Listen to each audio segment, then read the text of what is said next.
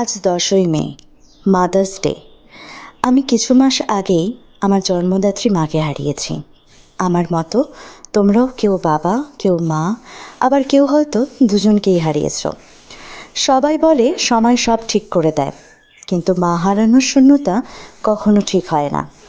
শুধু মানুষটা ছাড়া বাঁচতে শিখে যাই, হাসির আড়ালে কান্না লুকাতে শিখে যাই। আজও মনে হয় একবার যদি মা বলে ডাকতে পারতাম। প্যারেন্ট লস, অর্থাৎ তুমি যার থেকে জন্মেছ তাকে হারালে। এমন সময় তোমার হাত ধরবে হয়তো যার সাথে তুমি জন্মেছ, অর্থাৎ দাদা, দিদি, ভাই, বোন, কিংবা যার জন্য জন্মেছ, মানে স্বামী, স্ত্রী বা লাইফ পার্টনার। আর যাকে জন্ম দিয়েছ মানে তোমার সন্তান। এদেরকে দেখে তুমি তোমার জীবনে এগোবে। যাদের এগুলোর কোনোটাই থাকে না, সে তুমি বয়সে ছোটই হও কিংবা বড়, তারা এই আমার পরিস্থিতি থেকে বাদ পড়লে কিন্তু।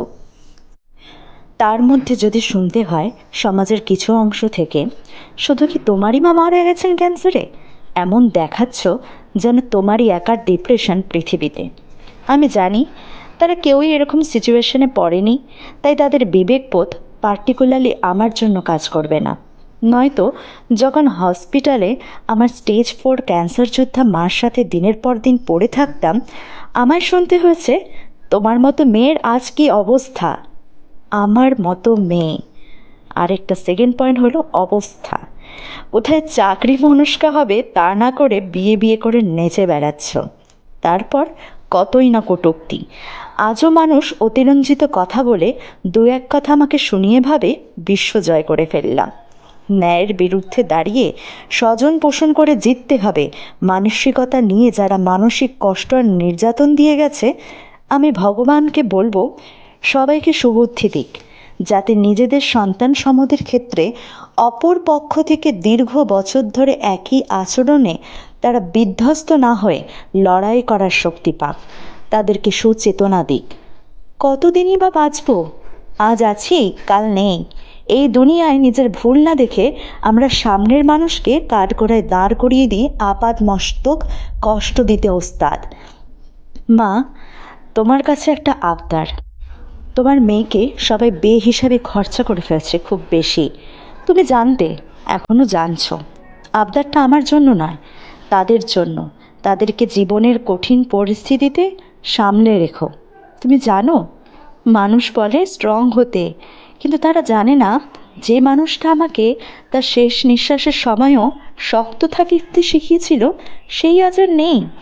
জানি এই সমস্ত টিটকারি তারাই কাটে যারা জীবনে এসবের মধ্যে দিয়েই যায়নি।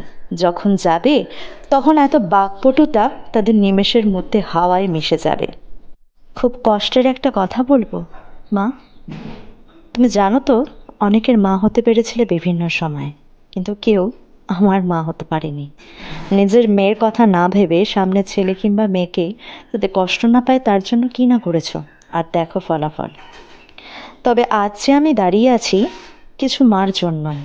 তুমি সেটা ইহকালেই জানতে, তারা আমার মা হয়ে থেকেছে, থাকবেও। আশ্চর্যের ব্যাপার হলো তারা প্রত্যেকেই পুরুষ। নাম নেব না।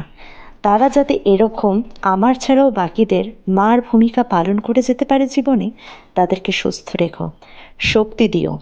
শুধু যে জন্মদাত্রী হলেই মা হওয়া যায় তা নয় কিন্তু।